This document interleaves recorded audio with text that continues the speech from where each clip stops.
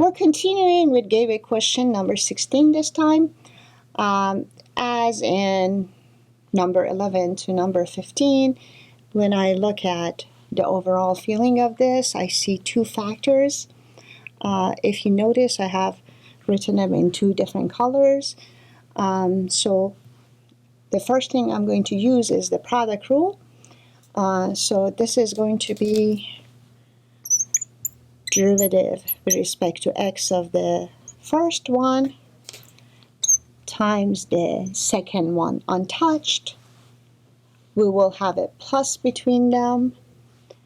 First one untouched times the derivative of the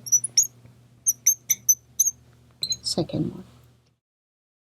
Continuing from what we did, applying the product rule, I'm replacing the derivative of the first term by actually taking the derivative of the first term and using power rules, sum and difference rules, power rule, another power rule, and a constant rule.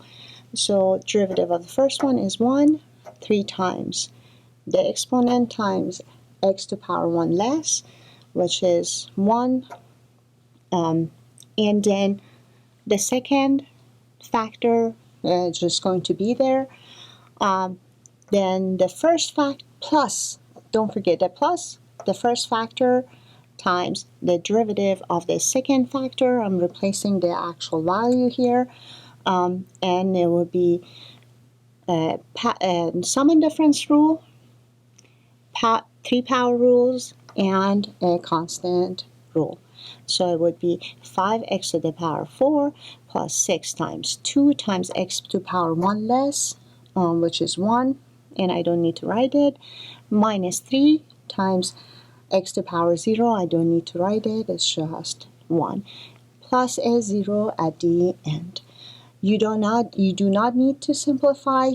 It is recommended when you're taking the product rule to write it into parentheses times parentheses plus parentheses times parentheses, and then fill it in later by taking derivative of the first factor and taking derivative of the second factor and putting second factor and first factor untouched. And we're done.